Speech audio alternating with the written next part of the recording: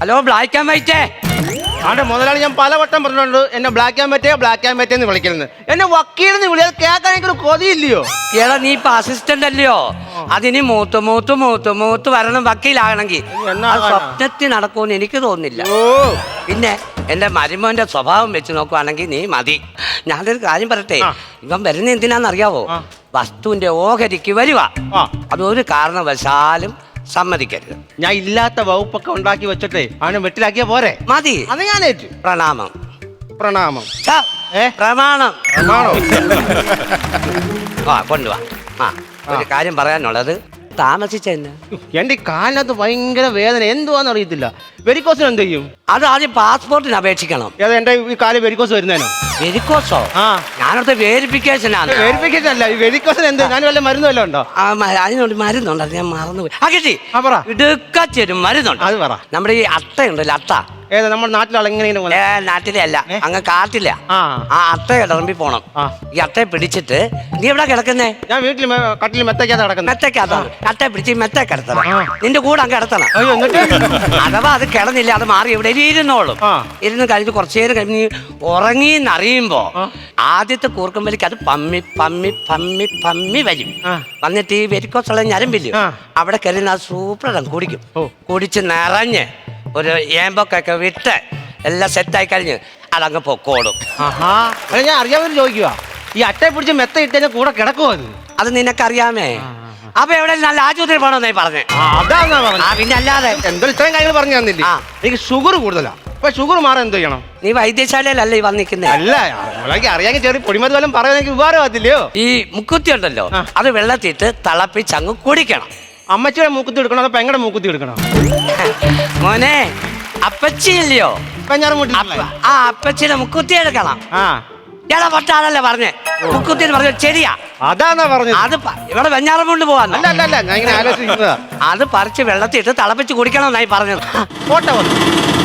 ഓട്ട വന്നെങ്കിൽ ഇച്ചിരി എൻസിയിലും ഗോതമ്പ് കൂടെ കൂട്ടി തേച്ച് അടച്ചങ്ങ് വെക്കണം. ഈ ഓട്ടയുടെ കാര്യമല്ല പറഞ്ഞേ, ഒരു ആക്രോശം മുറ്റത്തോട്ട് വന്നോ? അവനാ വന്നു കയറി. ഇങ്ങനെ പറ്റിക്കരുത്. ഇത് കൊള്ളത്തില്ലല്ലോ. അത് കൊള്ളത്തിൽ എടുത്ത് കളാ മോനെ, അപ്പം വേറെ മേടിച്ചു തരും. ഇത് കൊള്ളത്തുള്ള കാര്യമല്ല ഞാൻ പറഞ്ഞത്.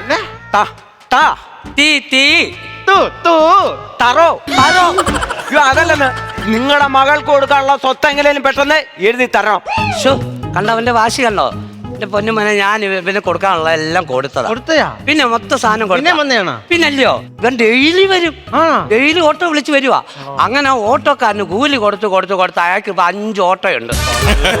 കൂലി കാലിനെ വെച്ച് അയാൾ ഇപ്പൊ ഓടിക്കുക. അതങ്ങ് പോട്ടെ, കുഞ്ഞുങ്ങളെ വളർത്തുന്നല്ലേ. ഞാൻ ഇവന് 2 ലക്ഷം രൂപ കൊടുത്തു മുടിഞ്ഞോനുവാ. എന്നിട്ട് എന്തോ ചെയ്യുന്നറിയോ, ഈ 2 ലക്ഷം രൂപയും കൊണ്ട് ഇവൻ അങ്ങ് വീട്ടിൽ പോയി. വീട്ടിൽ ചെന്നപ്പം അവന്റെ വീട്ടിൽ നല്ല കറുത്ത് ഒരു പുൽപ്പട്ടി ഉണ്ടായിരുന്നു. അതിന്റെ രോമം എല്ലാം അങ്ങ് വടിച്ചെടുത്ത്. ഈ 2 ലക്ഷം രൂപയ്ക്കോ? എന്ത് ചെയ്ത പൂടാ? അയ്യോ, അതായി ഇരിക്കുന്നേ പട്ടിപ്പൂടയോ? കഷണ്ടിത്തലയായിരുന്നു, കഷണ്ടിത്തല. ഇപ്പൊ മനുഷ്യന്റെ തലയിൽ പേനല്ലയോ, ഇവന്റെ തല ചെള്ള, പട്ടിച്ചെള്ള്. ഇനി പട്ടി ബിസ്ക്കറ്റ് തിന്നുന്ന ആര് കണ്ടു?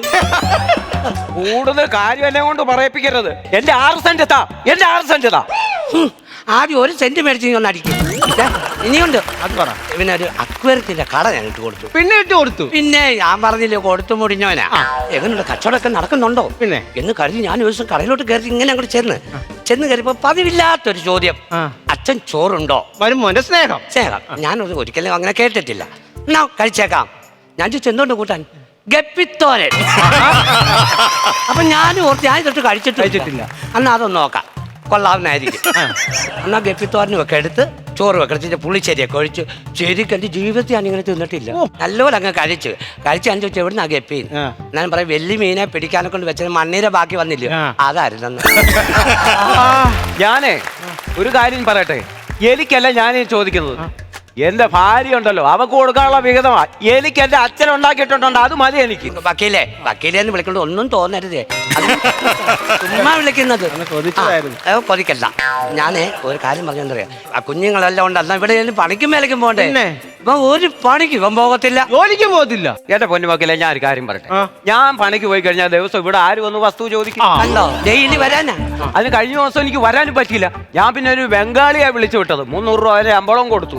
എന്തുവാടാ പറയുന്നേ? എന്നിട്ട് അത് പോട്ടെ, ഒന്നും അറിയാത്ത ബംഗാളി ഇവിടെ വന്നെ പറവോന്ന് അവനും പറഞ്ഞിട്ട് പോയി. ഒരു കാര്യം ചെയ്യും, നിന്റെ ഇപ്പൊ ഈ വസ്തുവിന്റെ പ്രശ്നം എങ്ങനെ തീർക്കല്ലോ.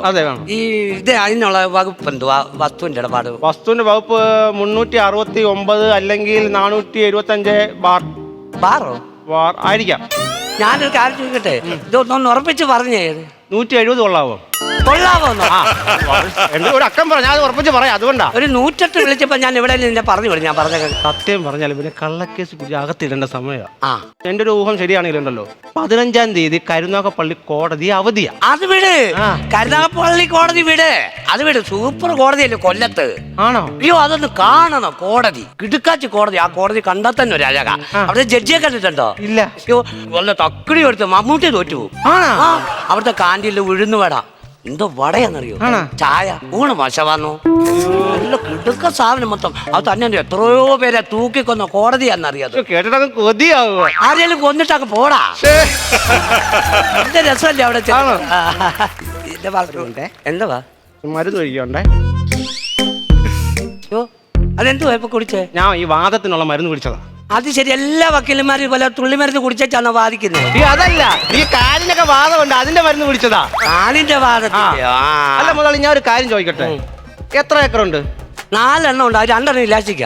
എത്ര നിക്കറുണ്ടെന്നെല്ലാം ചോദിച്ചാ മൊത്തത്തിൽ എത്ര ഏക്കർ ഉണ്ടെന്ന് പറ. ഏക്കറോ? സത്യം പറഞ്ഞാ ഇത് മൊത്തത്തിൽ 6 ആയിരുന്നു. എങ്ങനെ? ഇത് 6 ആയിരുന്നു. 6 ആയിരുന്നു. മോനെ നിനക്ക് പണിയുണ്ടാ? ഇത് 6 ആയിരുന്നു. ഇത് നികത്തേത് മൊത്തം എടുത്തേക്കുന്നത് മനസ്സിലായി.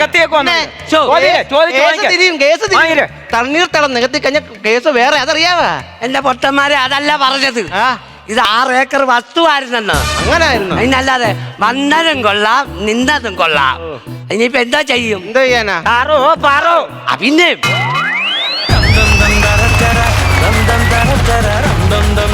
ഫ്ലവേഴ്സ് ടിവിയുടെ സ്മാർട്ട് ഷോയിൽ പങ്കെടുക്കാൻ നിങ്ങളെ ക്ഷണിക്കുന്നു. ഉടൻ തന്നെ ഈ നമ്പറിലേക്ക് വിളിക്കുക.